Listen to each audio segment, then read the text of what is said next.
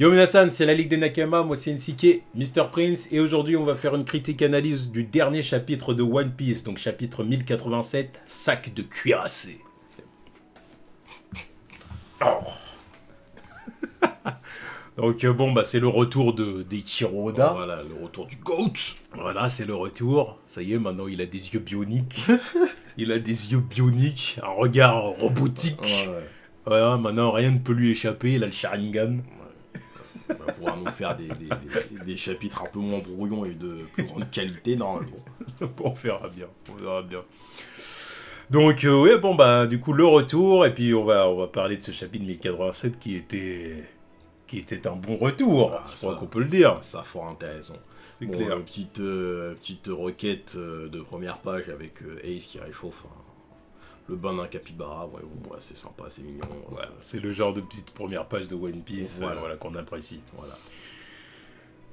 Chantier naval, base navale du G1. Donc voilà, donc on retrouve on va dire un cimetière de navires. Ouais, c'est ça, c'est clairement ça. Voilà, un cimetière de navires avec deux navires qui ont pris cher. Ouais. On se demande ce qui s'est passé. Comment ça se fait qu'il y a un creux comme ça à l'avant, à la coque, au niveau de la coque. Qu'est-ce qui s'est passé?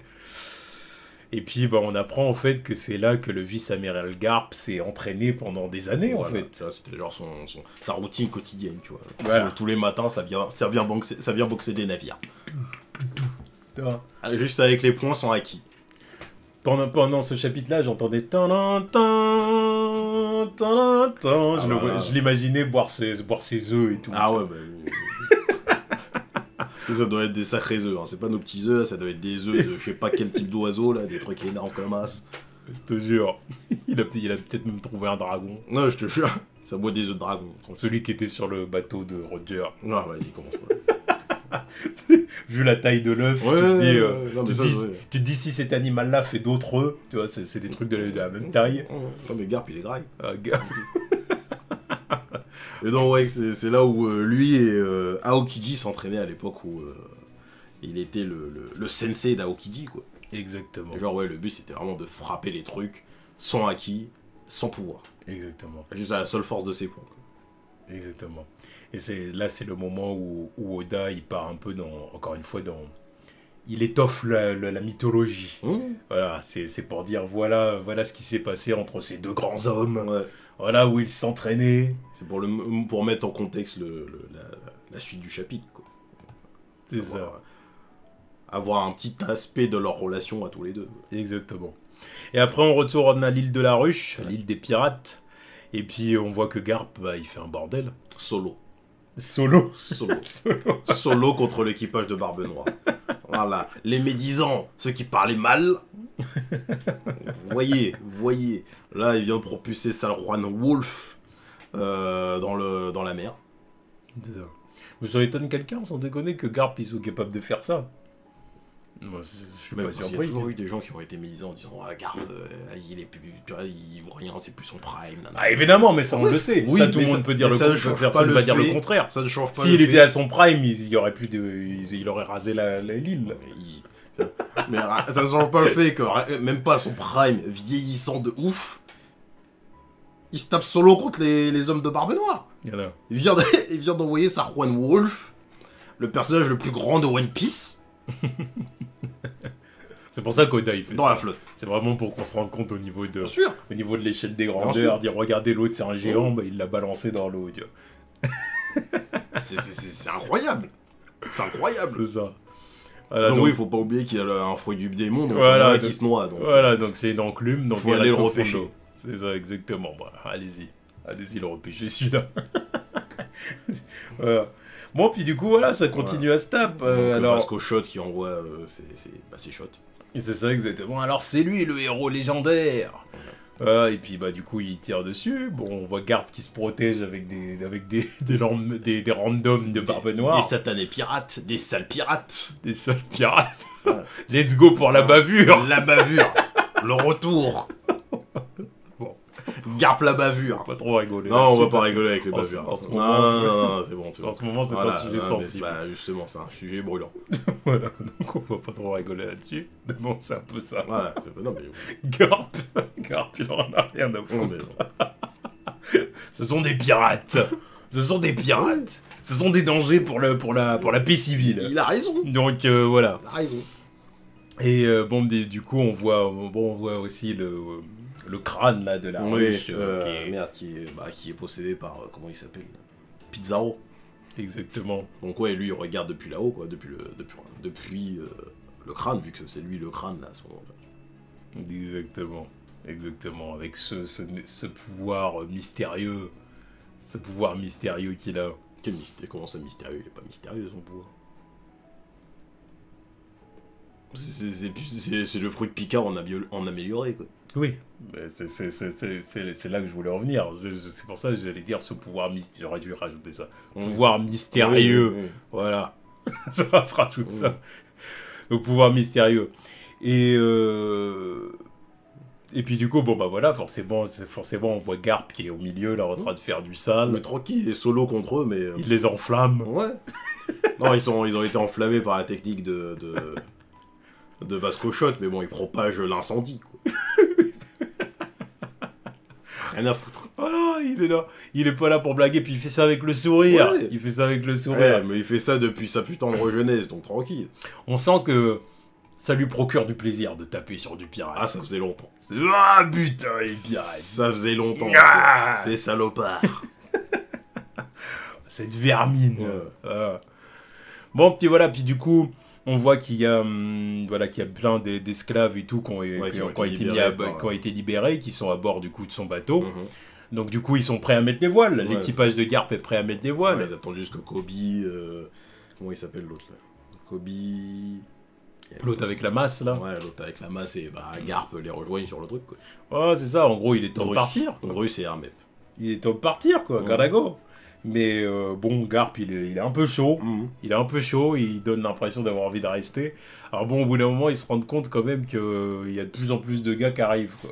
Donc, c'est là où j'ai compris le nom de l'île, en fait. L'île de la Ruche, c'est parce que ils abondent comme des abeilles, en fait. J'avais pas capté à l'époque, mais maintenant, oui, tout prend sens. C'est exactement ça. C'est exactement ça. C'est une île qui doit avoir pas mal de secrets. Ouais, c'est ça. Pas mal de secrets, pas mal d'endroits où tu peux aller te cacher. Voilà, c'est le repère parfait pour les pirates, en fait. Puis bon, étant donné que Garp est inarrêtable, Aokiji, il avance et puis il dit... il est sorti de son trou dans lequel Garp l'avait laissé précédemment. Voilà. Puis il dit, je ne peux pas te laisser partir, Garp. Sensei. Voilà. Et puis, bon, bah, du coup, Garp, il est toujours chaud. Il dit, ah, tu veux encore te battre, toi, t'en veux encore. Vas-y, viens. Regarde-le avec son gros torse. Moi, franchement, j'adore Garp. Galbé comme un gorille. Garp, j'adore ce personnage. C'est un des meilleurs persos de One Piece. Ah, je l'adore. Il est toujours déter, c'est bien. Puis en même temps, il est toujours déter. Et en même temps, c'est un bon marine, tu vois. Il a le sens de la justice et tout. J'aime bien. Bon, on voit Kobe aussi qui est chaud. Bon, puis les autres aussi. Non, mais il veut protéger son sensei. Exactement. Mais Garp leur dit... qui est venu le sauver. Ils sont là pour lui. Leur dit de se barrer quand même, parce que là... c'est Aokiji, quoi. Il va s'en charger. Ouais, c'est ça. Bon, et puis c'est là où... au moment où Kobe fait une erreur. C'est ça. C'est-à-dire qu'il tombe dans un piège, quoi. C'est-à-dire qu'il croyait qu'il y avait une damsel en détresse, et puis qu'il allait devoir l'aider. Puis en fin de compte, la damsel était... Katarina Devon. Exactement, probablement. Donc, voilà. Donc il s'est fait avoir, et puis... Garp s'interpose pour le protéger. C'est ça, et du coup, Shiryu... On voit que c'est planté par Shiryu. On voit que c'est Shiryu, l'invisible. Voilà, qui a planté Garp. En traître. L'équipage de Barbe Noire. Mais moi, ce qui me fait chier avec Shiryu, c'est son pouvoir. Je trouve que c'est claqué que Oda lui a donné le pouvoir de l'invisibilité. Parce que... Enfin bon, là, apparemment, je sais pas... Enfin, Garp, il a quand même vu le truc venir, parce que, bon, forcément, son acquis de l'observation. Mais je pense quand même au futur, quand il va affronter Zoro, je me dis, mais vas-y, ça s'est claqué. Hein. Mais je pense que, moi je te l'ai déjà dit, je pense qu'Oda y a pensé à ça forcément. Oui, non mais forcément, il y aura d'autres trucs. Donc j'imagine que Shiryu, un jour, il va éveiller le fruit, et puis qu'il va avoir des capacités... De toute façon, il est obligé de faire ça. Bah oui. Et il va avoir des capacités qui vont rendre le pouvoir plus intéressant, tu vois. Parce que c'est sûr que là, comme tu dis, tel quel... Bah l'utilisation, là, je la trouve claquée. Bah oui.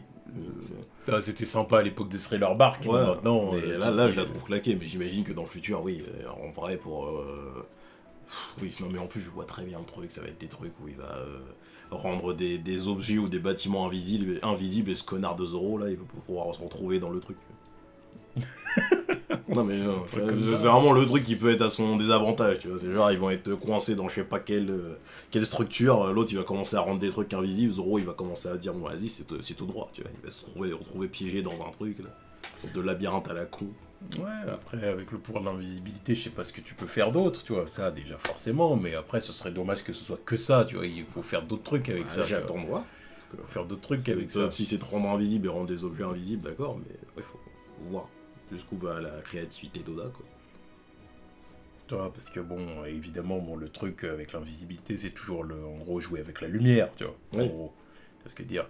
Donc je sais pas avec quoi tu peux faire ça. Est-ce que tu peux priver une personne de sa vue, du coup, si la lumière atteint pas l'œil de la personne ou une connerie comme ça, tu vois, ça peut être un truc, ça peut être un truc intéressant. Après.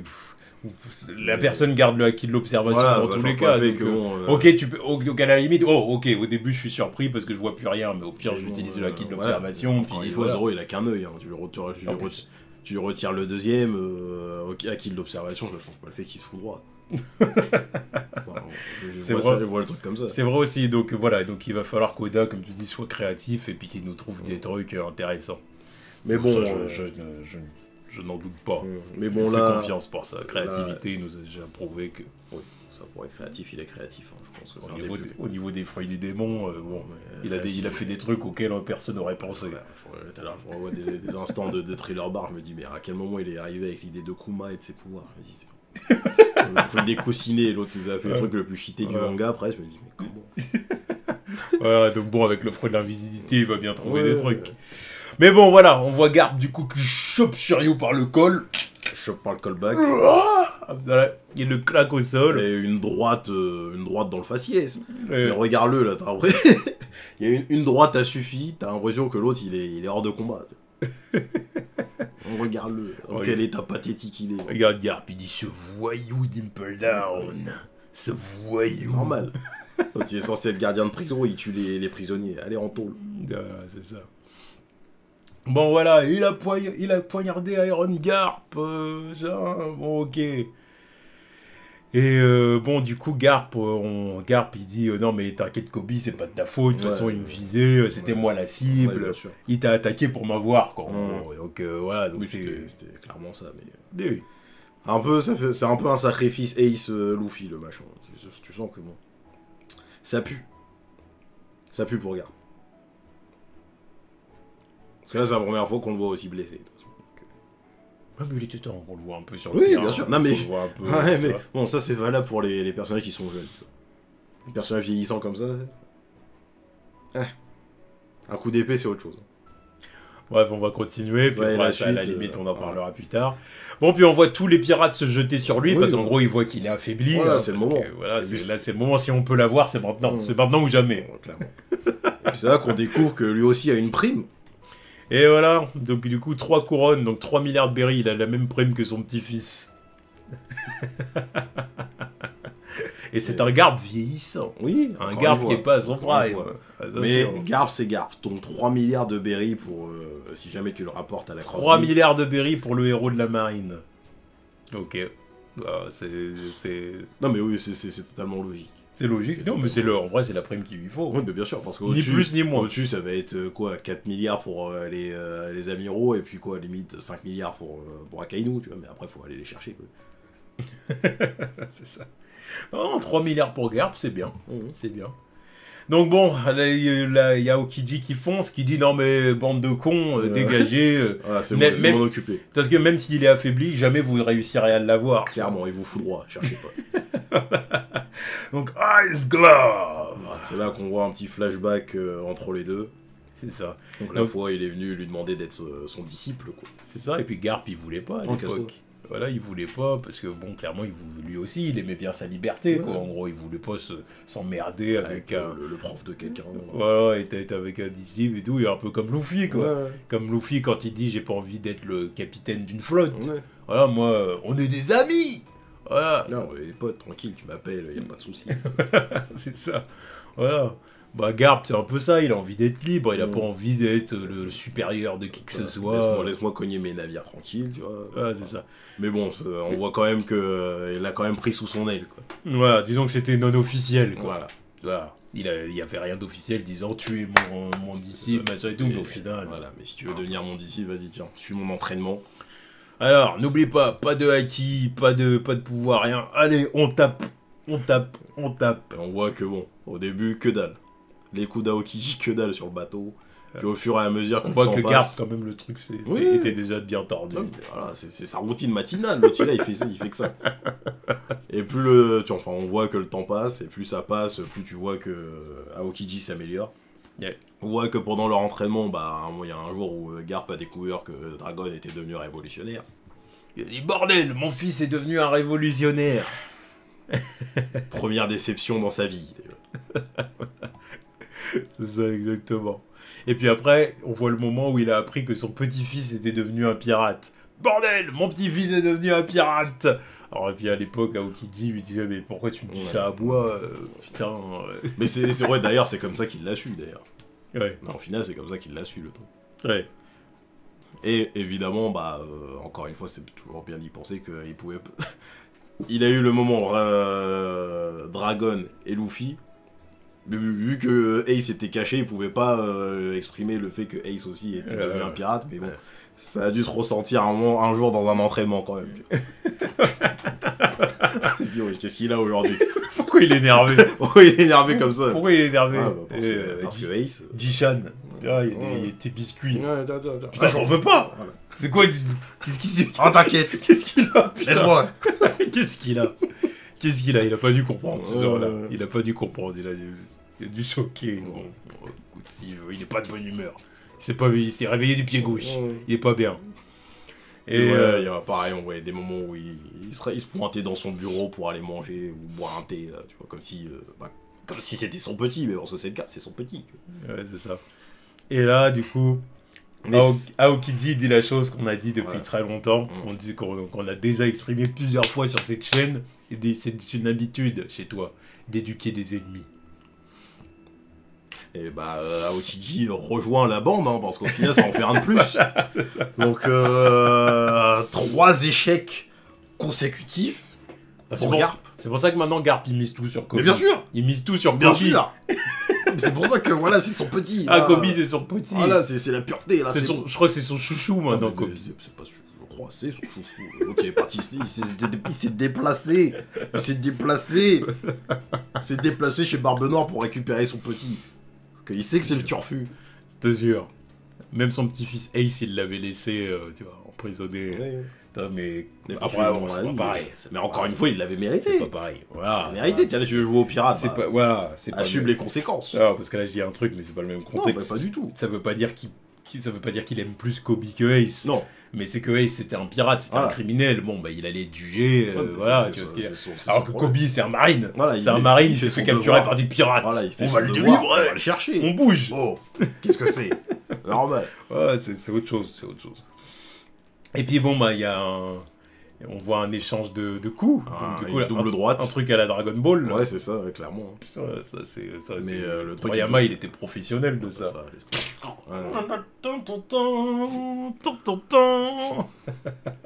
Un truc bien blindé de haki cette fois-ci. Bien blindé de haki cette fois.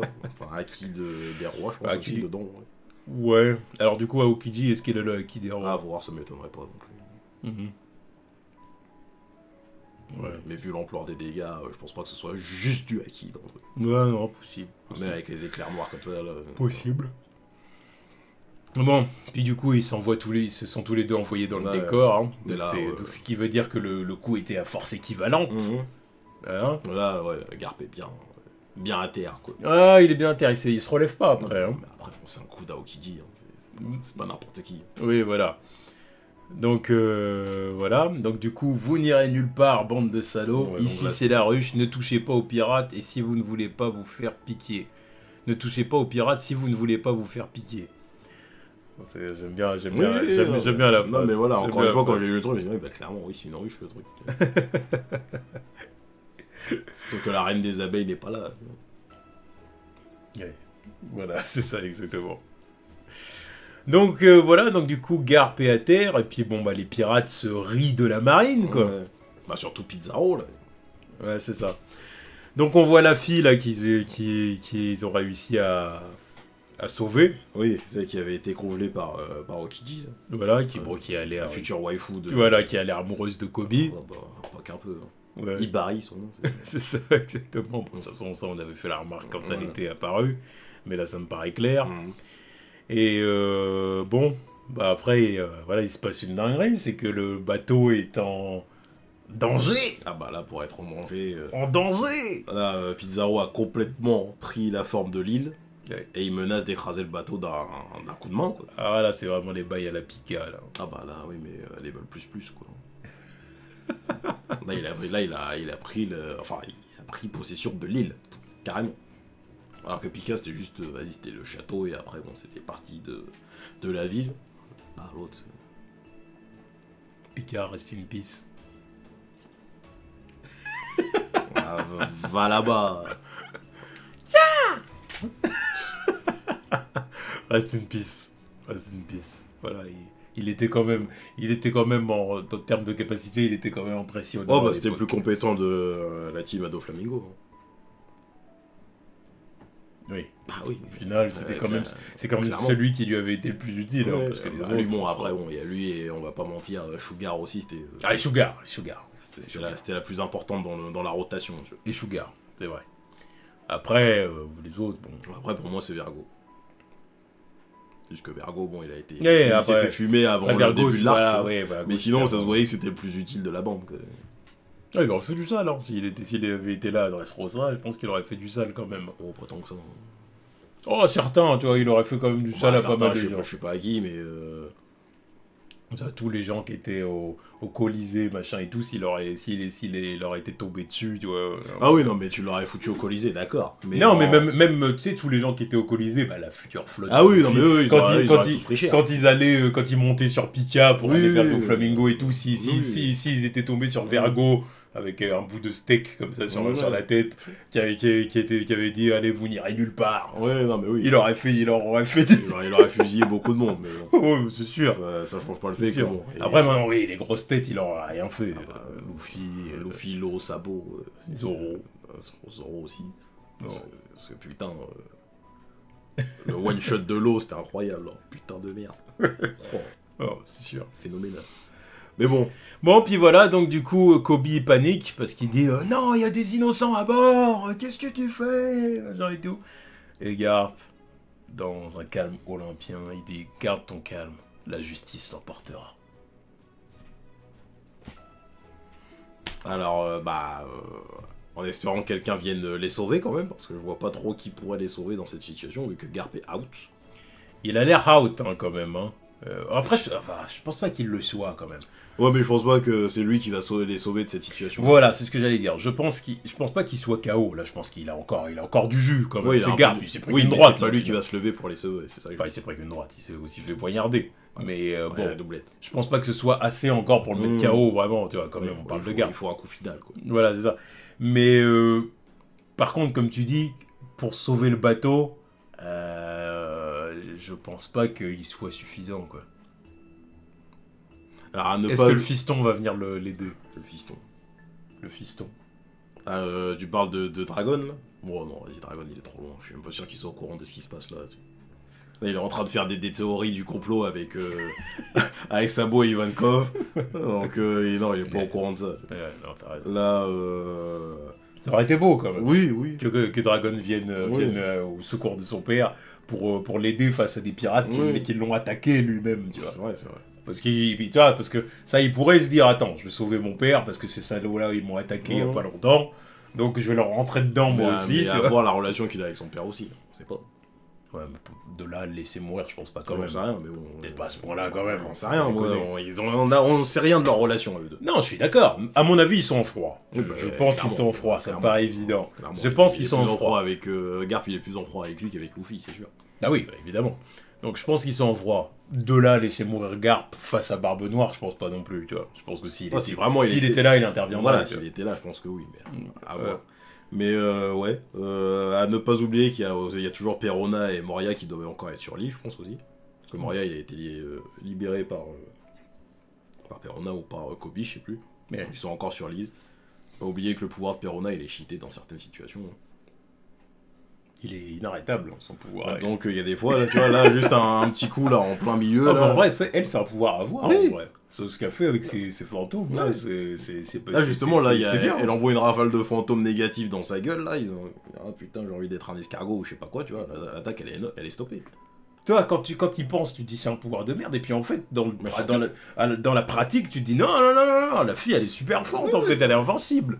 Elle peut mettre KO n'importe qui, enfin KO, pas KO, mais les empêcher de combattre pendant quelques instants. Voilà, c'est ça, et puis ça donne un avantage dans le combat, tu vois, dire. Disons que c'est un excellent personnage de support. Ouais. Voilà. Elle me fait penser à Sugar. T'as l'impression que le pouvoir sur. Voilà, c'est limité, mais.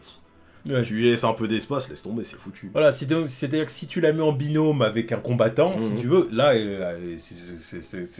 voilà, c'est-à-dire, voilà, binôme de choix. Binôme de choix. Non, bah justement, je sais pas comment...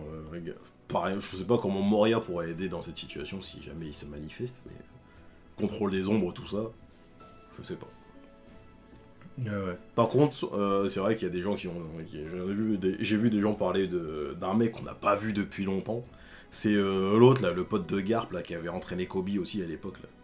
Comment il s'appelait, ce mec, là? Tu sais, avec son chapeau et son sabre, là. Ouais, je vois de qui tu parles. Ce mec-là, on l'a jamais revu. Je vois de qui tu parles, ouais. Non, je sais plus c'est quoi son nom. Mais bon, forcément, c'est un épéiste qui se balade avec Garp. Le mec, il doit avoir un niveau, forcément, tu vois. Là, j'avoue, ça serait une masterclass. Le mec, il est là, posé sur le bateau, il voit le truc, là, il le coupe en deux. C'est vrai. C'est un masterclass, mais bon, après, le mec, encore une fois, ça fait super longtemps qu'on l'a pas vu. Je crois que le mec, on l'a même pas vu pendant la guerre. Le mec, on l'a pas vu depuis l'entraînement de Kobe. Donc, pour le ressortir, là, vraiment le coup du chapeau, mais why not, pourquoi pas. Ce serait excellent. Encore une fois, ça prouverait qu'Oda n'oublie pas ses personnages, quoi. Clairement. Moi, ça m'étonnerait qu'il l'ait oublié, ça me ferait un peu chier qu'on le revoie plus, ce personnage, justement. Je vois pas à quelle autre occasion il sortirait.